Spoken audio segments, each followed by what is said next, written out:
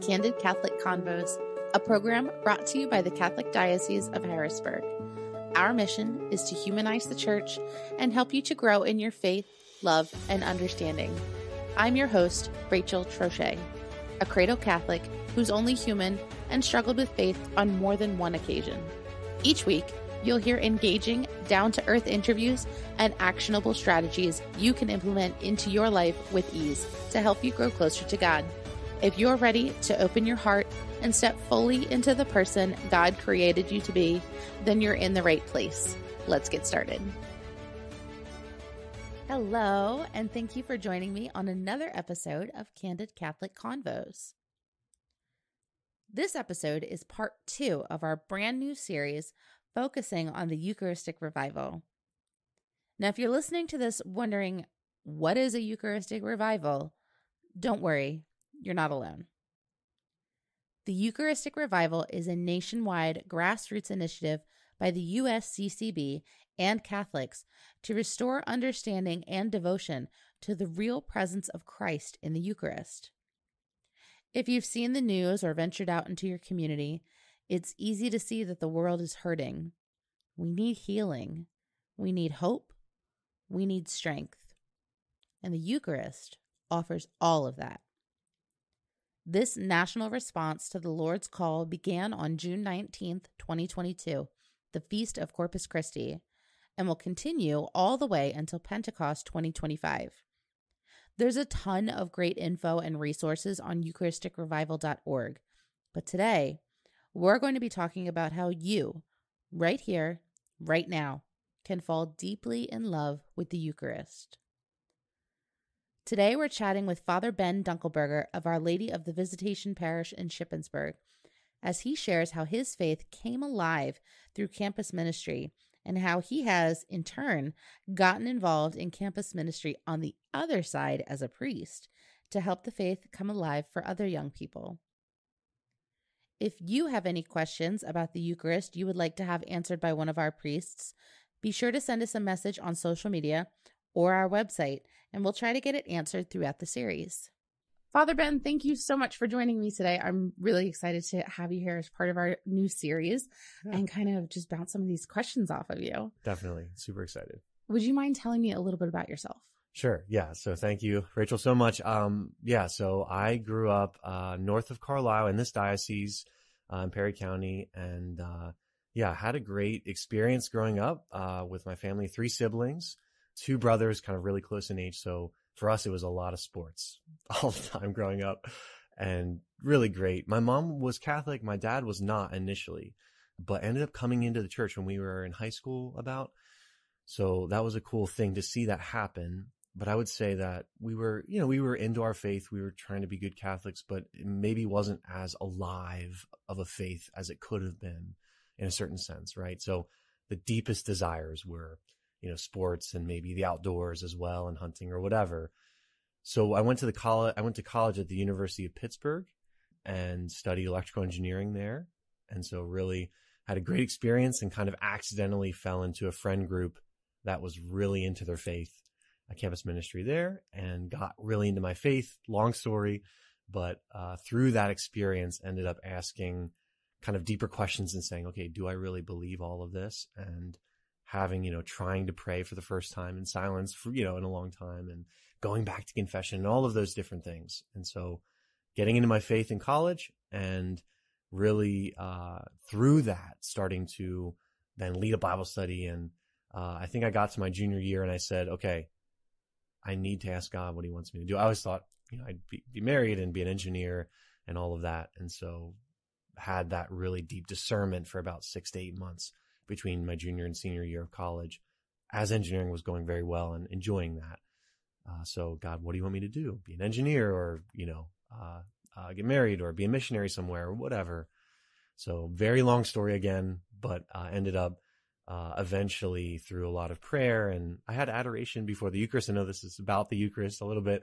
So adoration before the Eucharist was a big part of that too in prayer, but I eventually really felt called to, at least I thought maybe God was calling me to be a priest. And so made that decision halfway through my senior year of, I really think I should at least enter the seminary and see So I finished my degree in electrical engineering at the University of Pittsburgh, and then went to seminary at Mount St. Mary's down in Maryland, just south of Gettysburg, and really had a great 6 years there. I'd say about 2 years in, I said, yeah, I really think God's calling me to be a priest. And so I was ordained in 2018 and sent as the assistant down at St. John the Baptist in New Freedom, south of York. And I was the chaplain at York College. And then I went a year and a half ago or so, almost 2 years now, to Shippensburg. So I'm the pastor at Shippensburg in Pennsylvania, that parish, Our Lady of the Visitation, and the campus minister of Shippensburg University. So it's been a great 4 years of priesthood. Yeah, really cool. That's really awesome. I love that you were able to discover it while you were on your path to something else. And then you used that and you kind of went back and you got involved in campus ministry as a priest. Like, I think that's coming full circle. That's really awesome. Yeah. It's really been cool to experience campus ministry, as a college student, not too long ago, but then to be able to immediately as a young priest, be doing that for kids. And there's such a deep desire at that age to discover yourself and to, like, what is the world all about as you're getting out of the high school bubble of, like, all this stuff. And so it's really, really beautiful and meaningful to be able to help the college students to ask those deep questions and to try to live their faith in college, which is a really unique time in life. So absolutely. cool. All definitely about finding yourself in college. Yeah. Figuring out what it is you want out of life. Mm-hmm. So I've heard a lot of people talk about having a truly transformative experience when they receive the Eucharist at some point in their lives. You mentioned that you had an experience during adoration. Mm-hmm. Could you expand on that experience a little bit and about how the Eucharist changed you? Definitely. Yeah, it's a really good question. I would say that I've had a ton of, good and kind of powerful experiences, but a lot of them are not necessarily miraculous, I guess, in a certain way, but they're, when you see the change over time, that's kind of the goal, I think, in a sense, of the Eucharist, is it's changing you internally over time, right? But I've certainly had a couple, at least, of just very powerful experiences that might be more of what people think in a certain sense of miraculous, I guess.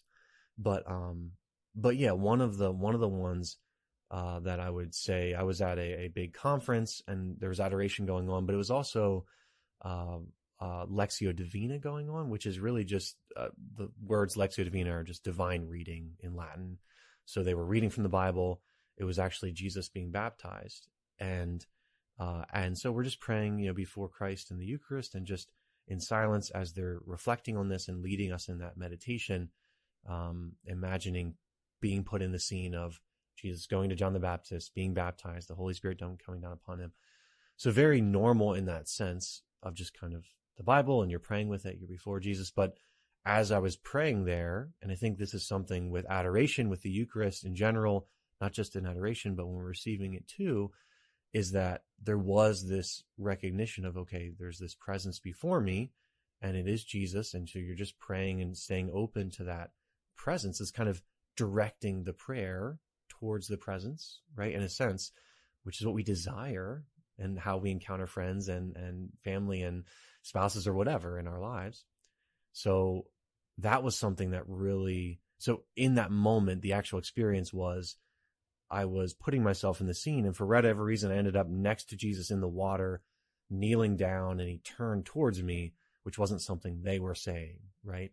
And, just kind of said a few words in that moment, which is something I really needed to hear at that time in my life, right? And so it was really, really profound encounter with Christ of, he's right there in the Eucharist, and actually in this prayer right now, he's speaking to me about something very specific in my life.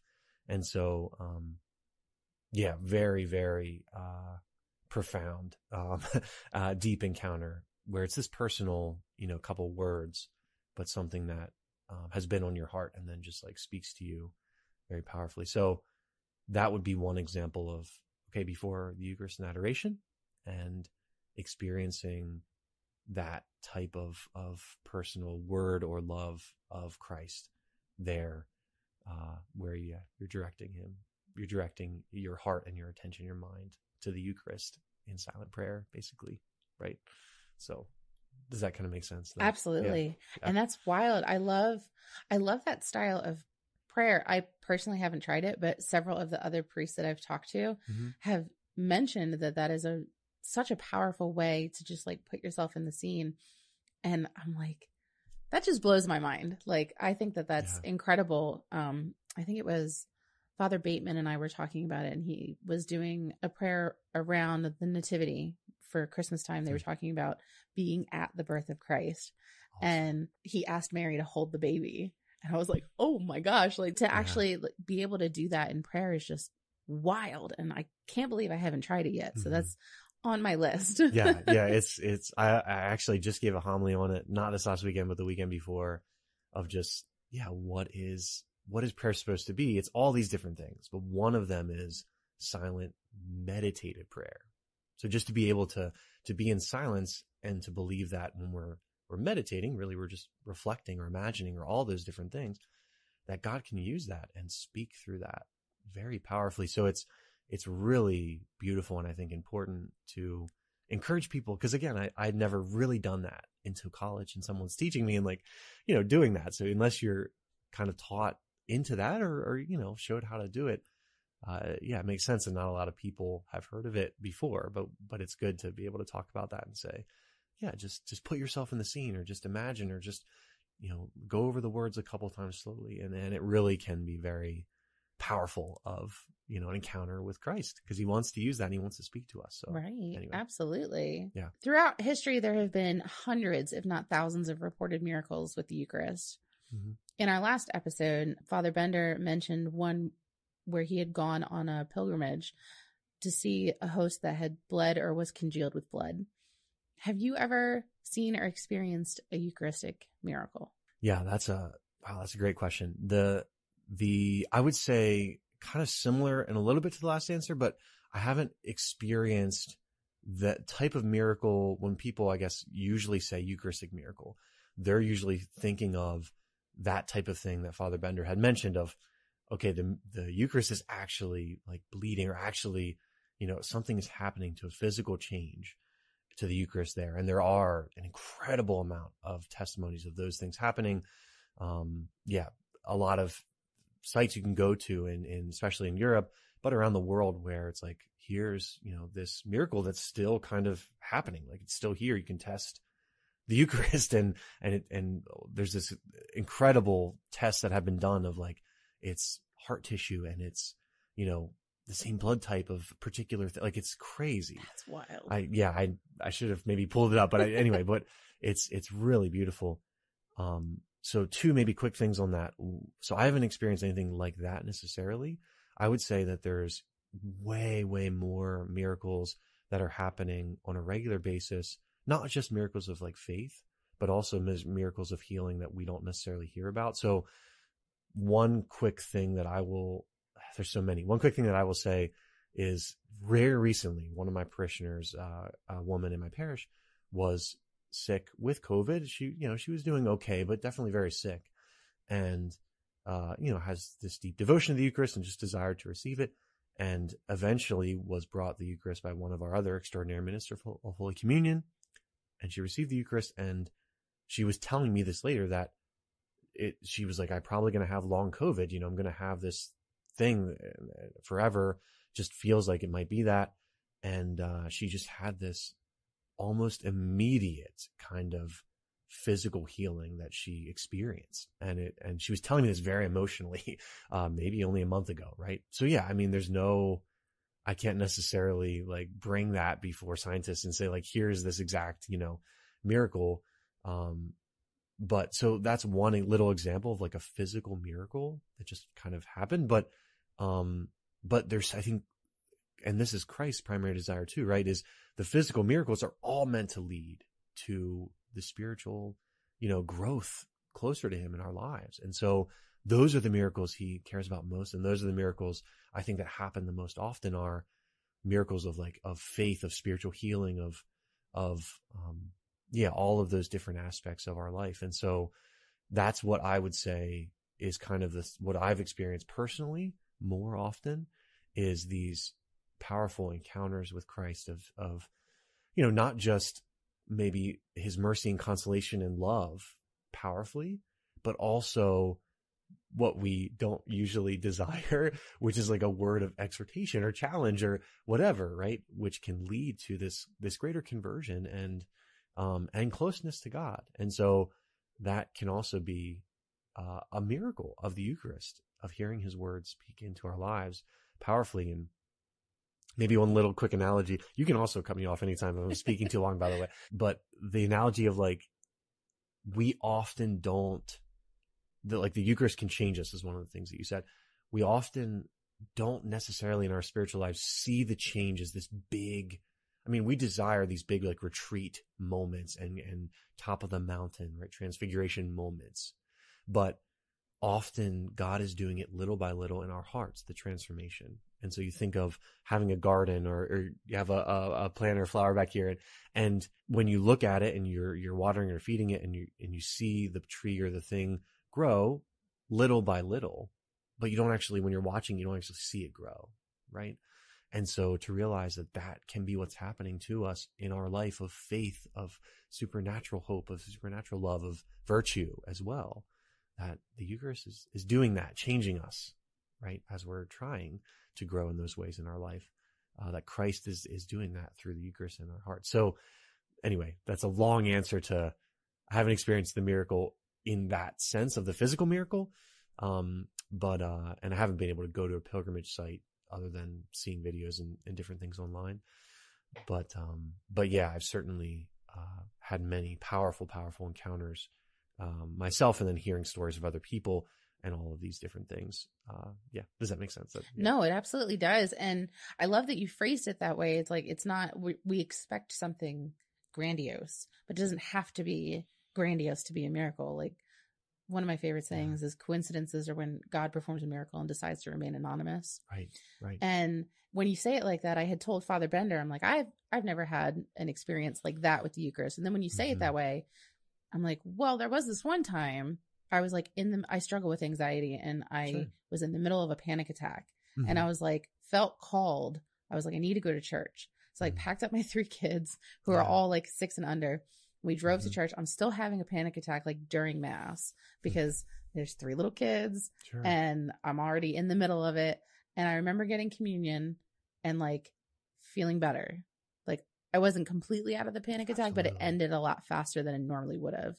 And when you put it like that, I'm like, like, exactly. Oh, that was an experience. So, oh, I love that it doesn't have to be what we traditionally think. Exactly. Like you can have these little moments and God just decided to remain anonymous. Right. That's, I love that. Beautifully said in that sense of God deciding to, remain anonymous. I love that as well, a way of connecting that. But yeah, it's, thanks for sharing that. That's really beautiful. At the end of the liturgy of the Eucharist, the priest puts the host back in the tabernacle. And I used to be an altar server, so I like remember the whole spiel. Gotcha. But why does he actually put them back in the tabernacle? Like, does it stop being the body and blood of Christ once the mass is over and it's just hanging out in the tabernacle? Sure. Yeah, absolutely. Yeah, we certainly believe that it continues to be the body and blood of Christ in the tabernacle. And, you think about the words of Jesus, and it's not, there are certainly some Christian churches who not only, this is kind of a symbol, and they might even believe that, we're growing closer to God in that moment. So you're receiving Christ even more in that symbolic Eucharist or communion that they're doing, right? But we take it very seriously, and it's this substantial change. So it's not just a Christ coming down and kind of like being like around the bread in order to, come into us. He's substantially the bread itself. You still can look at the atoms and it's still the same substance that makes up bread and wine when you do a microscope. But in general, the substance, what immaterially holds all of that together is Christ fully, truly. And so it's this promise he's made to us of, I will be present when you follow this kind of thing I've given you at the Last Supper of, take this, eat of it. This is my body. and so much more in the Gospels of that teaching of, John chapter 6 is kind of this incredible, right, teaching of that. But then if Jesus is really present, then he wants to not just be present to us in the Mass, but then give us that opportunity to be physically present, as we were kind of mentioning with adoration before. And also, anytime you go into a Catholic church, it's this powerful moment of, I not only see usually the beautiful tabernacle, but then the candle, usually the red candle, but that's always lit. It's not just a beautiful church, hopefully, but a presence that is there, and it's a real presence of, I'm going, and I know that Jesus is there. One of my favorite kind of lines and things to think about when you go into a Catholic church is God's desire for us to encounter his love, right? So one of the things with the Eucharist is it's such a mystery because it's Jesus, but it's, God become man. Jesus is just a human being, which is what we would desire to encounter, but it's God become man. So in his soul, he has a human soul, but also the infinite God is present, fully present there. So the infinite God who created every ounce of atom and energy in the universe, right? It's impossible for us to imagine. You have to start with God being this. And so how small he makes himself in communion that we're able to even encounter, be able to handle that, right? It's this infinite power that we're taking in. So when you think about the tabernacle then, and Jesus just waiting, being silent, waiting there in the tabernacle, it's this incredible thing of when you go into the church, some people will think, now I have to, make myself attentive. I'm tired and I have to make myself attentive or whatever in the church. But in reality, where you start is there is Jesus, the infinite God, waiting there for me to come into the church to pour his love out into my heart. Like his deepest desire is to wait for us to do that, right? If we had a friend who we hadn't seen in a long time and they invited us over and over again to come and hang out just to catch up and just to, right? It'd be like, sorry, I can't come. Sorry, I can't come. Sorry, I can't come or something. And then if you went to that friend finally and they're just sitting there and they're super compassionate and they're just like, I know you blew me off 50 times, but I'm like, I just want to get to know you and just to have that deep friendship again. We would be like, that love is so awesome. And then you think about Jesus in the tabernacle, just sitting there waiting to pour out his love in silent prayer when we go into the church building. Yeah, I think that's to think about why, right? Why does he desire to stay present in the Eucharist? That's what we want, right? That's what we desire is, again, this not just kind of in silence and praying for Jesus to be all around us. That's important and beautiful too, but we want to direct, we're physical beings as well as spiritual. So we want to direct ourselves to a presence, to another. And that is where Jesus is in the tabernacle. And certainly as a priest, as one last little thing is being able to take the Eucharist, to the sick and to the homebound, right? That's a huge part of why we believe that too, is anytime, I have a call with a person who's very sick this afternoon, this evening. And they specifically called to say, can you bring me the Eucharist, right? So I'm going to bring them Jesus at their home. They can't leave, right? And so it's this incredibly powerful encounter with God's love, not just at Mass, but then continuing on. So that's awesome. I love that beautiful analogy of the friend you keep blowing off. And then you finally go over there and you're like, why did I keep blowing this off? Right, because this feels so good to just hang out with you. I love that. So should we be preparing ourselves for the Eucharist before we receive it? And if so, what are some ways we can actually do that? Yeah, that's a great question. Oh man, there's so many things we can do to prepare ourselves. In general, I think just as you're walking up or as, right after the priest receives and communion is about to start, just to, even if you've been distracted the whole Mass or your kids are running all over the place or whatever, right? Just to make a little act of faith is so beautiful of just, okay, Lord, I know that, I'm about to receive you. Just help me to open my heart and receive you fully, so that your love comes into my soul and transforms me. That little act of faith is so powerful. Whether it's at the last moment right before we receive, or whether we have maybe a little more time to prepare leading up to that.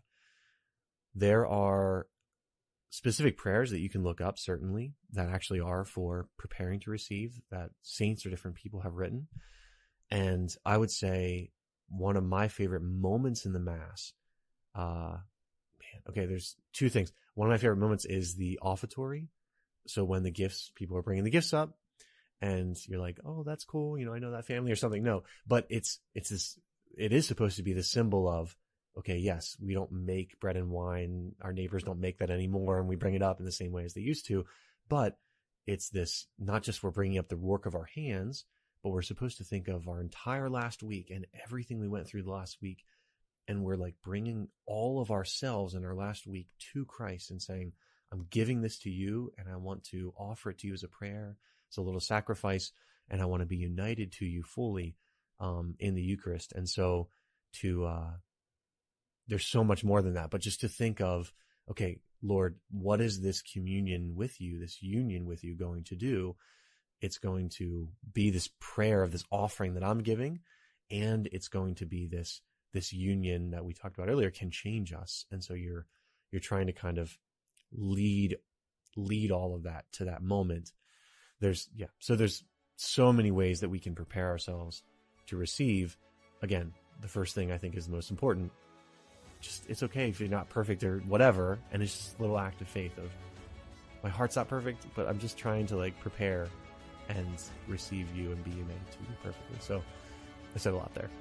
We've unfortunately run out of time, but if you'd like to hear the rest of this episode, you can listen to us anytime on Spotify under Candid Catholic Convos, or you can download this episode from our website at hbgdiocese.org. Thank you so much for listening. Our goal at the Diocese of Harrisburg is to walk with you on your faith journey. So if this episode resonated with you in any way, the easiest way to show your appreciation is by sharing this program with your network, or by leaving a review on your listening platform. You can also support us financially by making a donation online at hbgdiocese.org/DAC and clicking the Make a Donation button. Thanks again, and we'll see you at church on Sunday.